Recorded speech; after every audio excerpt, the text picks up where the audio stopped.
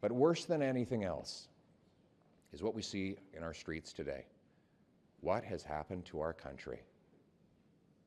The division, the violence, the hate, the danger, the anti-Semitism that we've never seen before in this country. Now, it's easy to blame the firebombing of synagogues, the hateful genocidal protests, protest chants in front of Jewish businesses, homes, and hospitals as simply a reaction to a conflict in the Middle East. Doesn't make sense. First, hate crime was up over 100% before October 7th. And second, this is not the first time there's been a conflict in the Middle East. There was the war of 1967, and then there was the Yom Kippur War in 73. There were two intifadas. There was the war against Hezbollah in 2006. There was the operation against Hamas in 2014. We never saw that violence spill onto our streets. We didn't see people bring those hatreds into Canada.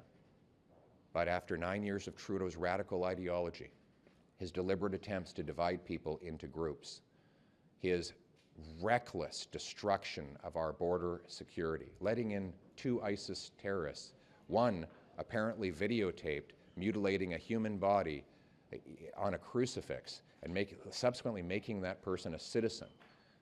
These kinds of reckless policies and the actions of this government, the refusal to condemn these remarks. Just yesterday, the Minister of Foreign Affairs did something unbelievable on the floor of the House of Commons. I read the genocidal comments that have been made by these radical mobs, and I said, would you just condemn it? From the river to the sea, she wouldn't condemn that. Israel will soon be gone. She wouldn't condemn that. There's only one solution, intifada, revolution. She wouldn't condemn that. She wouldn't even affirm Israel's right to retaliate against other countries attacking it. She should apologize. A foreign affairs minister in Canada should find it very easy to condemn those kinds of remarks, but she didn't because she's pandering politically, which is what Justin Trudeau has been doing for the last 9 years. Today, we see that on our streets, the organization Samidoun, which is a front for the PFLP, has been fomenting these violent and horrific protests and mob actions.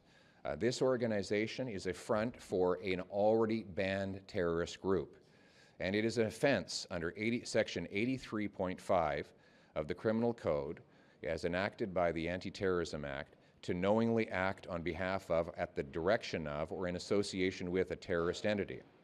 Specifically, Samidoun's founder, Khalid Barakat, has been described by the Israeli government as a high-ranking member of the PFLP.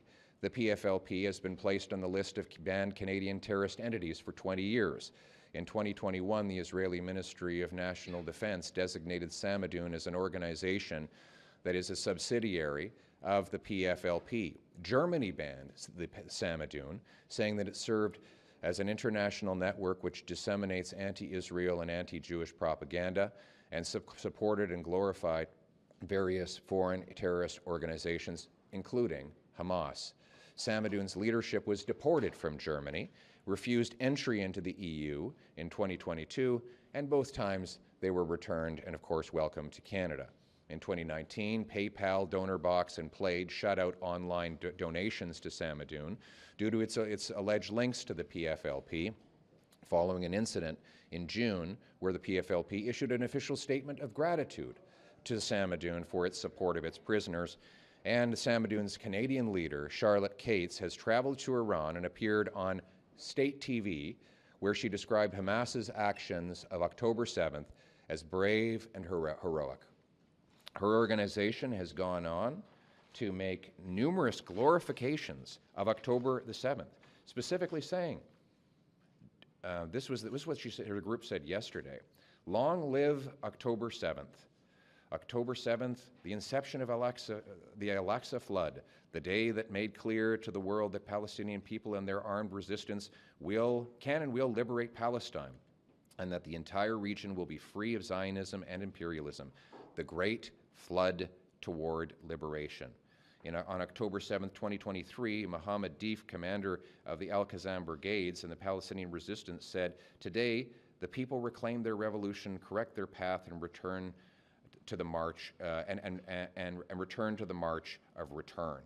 And finally, yesterday, the organization chanted in our streets, in Canadian streets, "Death to Canada, death to the United States, and death to Israel." So this is a terrorist organization. Common sense conservatives are calling for the government under Section 83.03 of the Criminal Code to ban Samidoun now. And let's bring home safety and security and peace to our streets. Let's unify our people. Let's end the crime by locking up the dangerous, repeat offenders. Let's secure our borders. Let's keep terrorists out of our country. And let's stand up for what's right once again. Stand with our allies against terrorism and for decency. Let's bring home the country that we knew and still love. Thank you.